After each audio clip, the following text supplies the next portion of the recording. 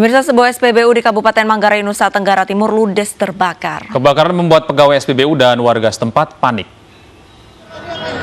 Mati listrikku. Sejumlah pegawai SPBU dan warga panik saat kebakaran melanda sebuah SPBU di Kabupaten Manggarai, Nusa Tenggara Timur. Pegawai SPBU nampak berupaya memadamkan api dengan alat seadanya. Tidak ada korban dalam peristiwa ini, sementara penyebab kebakaran belum diketahui.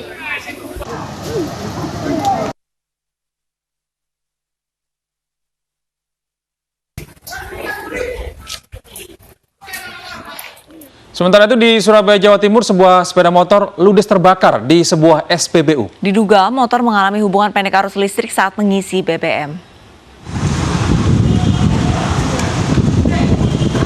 Api tiba-tiba muncul dan membakar sebuah sepeda motor di SPBU Dharma Husada, Surabaya, Jawa Timur.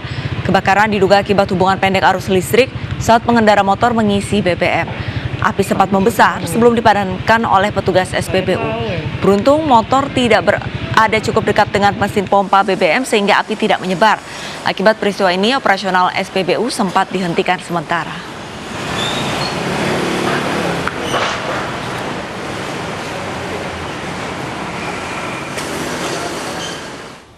Jenazah ibu dan anak ditemukan tewas dengan kondisi mengenaskan di kamar mandi rumahnya di Desa Bangunsari, Kendal, Jawa Tengah. Polisi menduga keduanya merupakan korban pembunuhan berlatar belakang dendam.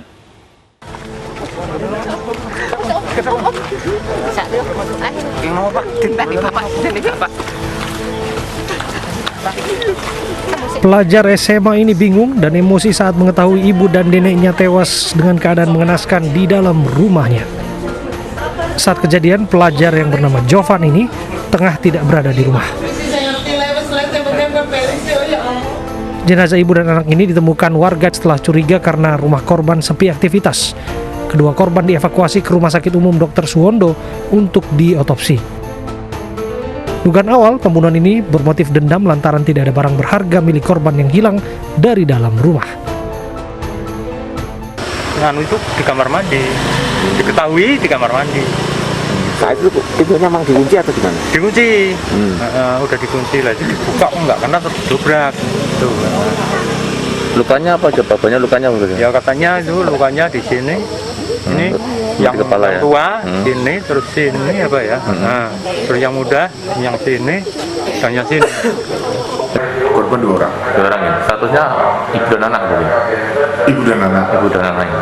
Korban ditemukan di ruang apa nih? Di kamar mandi. Di kamar mandi. Di kamar mandi. Ya. Motif masih kita perdalam, nanti kita selidiki dan segera terungkap. Dugaan sementara kan? Dugaan sementara pelaku ini karena dendam. Dendam ya. Iya. Jadi bukan motif perampokan ini. Tidak murni. Polisi kini memburu pembunuh kedua korbannya. Dari Kendal, Jawa Tengah, Edi Praitno, iNews melaporkan.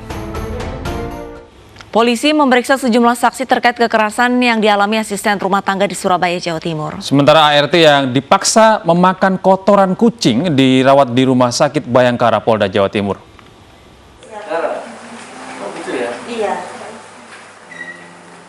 Kekerasan terhadap asisten rumah tangga yang dipaksa memakan kotoran kucing oleh majikannya di Surabaya, Jawa Timur terus diusut. Sejumlah saksi telah diperiksa dan alat bukti terus dilengkapi. Ada beberapa saksi. Kalau termasuk majikan juga. Semuanya saksi. Ya. Ada berapa barang bukti dan yang Ada beberapa barang bukti. Mohon maaf kami tidak bisa sampaikan. Siap. Terima kasih ya. Terus untuk anak ini, untuk anak. Ya, sudah dititipkan di perlindungan sudah diamankan anak. berarti ya? Sudah. Sebelumnya majikan ART sempat memasukkan korban ke lingkungan pondok sosial dengan laporan alami gangguan jiwa. Kini asisten rumah tangga dirawat di Rumah Sakit Bayangkara, Polda Jawa Timur. Dari Surabaya, Jawa Timur, tim liputan iNews melaporkan. Pemirsa, di usianya yang menginjak 62 tahun, Ketua DPD RI Lanyala Mataliti mencurahkan perjalanan hidupnya dalam sebuah buku yang berjudul Jalan Hidupnya Ditempa Bagai Keris. Sementara itu, sejumlah relawan Lanyala berkumpul di Yogyakarta untuk mendeklarasikan dukungannya terhadap Lanyala Mataliti untuk maju Capres 2024 demi Indonesia yang lebih baik.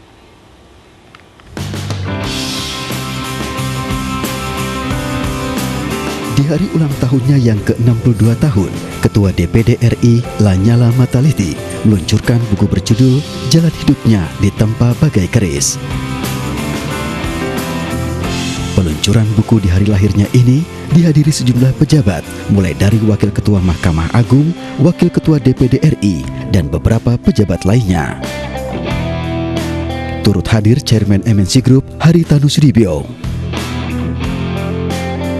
Buku yang diluncurkan oleh Ketua DPD RI ini mengisahkan perjalanan hidup Lanyala Mataliti. Peluncuran buku ini mengenai jalan hidup saya, mulai dari nol sampai menuju ke jadi Ketua DPD.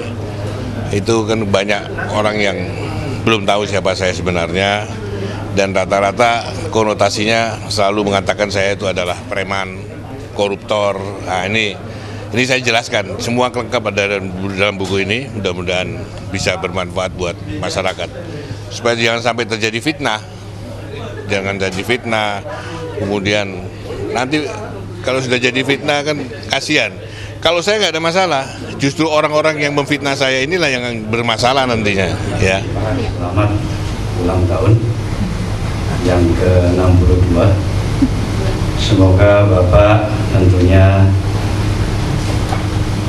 tetap sehat dan keluarga juga selalu sehat, diberikan panjang umur dan kebahagiaan, kemudahan dalam semuanya, termasuk cita-cita Pak Nyala. Pak Nyala ini orangnya komited. Jadi kalau sudah bicara, beliau ini deliver. Sebagai sahabat, sebagai mitra, sebagai pimpinan, tentunya beliau ini reliable. Jadi itu yang pertama. Yang saya mengenal beliau cukup lama, dan dulu juga tentunya mengenal almarhum ayah saya juga di Surabaya.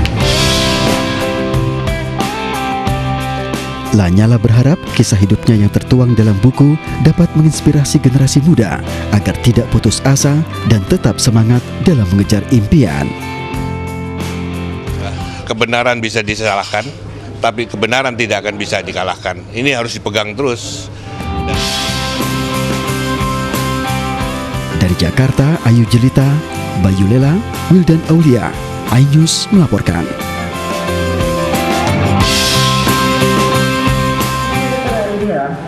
Ya kalau memang semangat, coba Firman boleh dengarkan tepuk tangan boleh untuk. Sementara itu doa dan deklarasi dukungan untuk Lanyala Mataliti maju Capres RI 2024 juga digelar para relawan di kota Yogyakarta.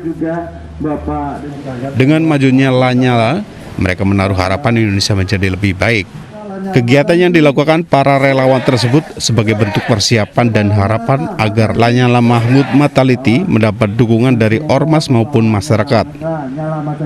Ya harapan kami Indonesia menyala, gitu, menyala untuk semuanya. Jadi sesuai dengan namanya beliau Pak Lanyala Mataliti, sesuai dengan kita lihat akan menyalakan Indonesia, ya mudah-mudahan Indonesia itu bernyala, nyala untuk semuanya lah, di semua bidang. Ini kan persiapan artinya menuju 2024, apakah nanti Bapak Lanyala Mataliti ini diterima oleh masyarakat atau tidak. Harapan kita semua pasti harusnya diterima oleh masyarakat, itu saja. Jadi awal mula atau pemanasan kita selaku relawan kan gitu. Dalam acara tersebut, para relawan juga membagikan paket lebaran kepada para pengemudi ojek online. Dari Yogyakarta, Gunanto Farhan, iNews melaporkan.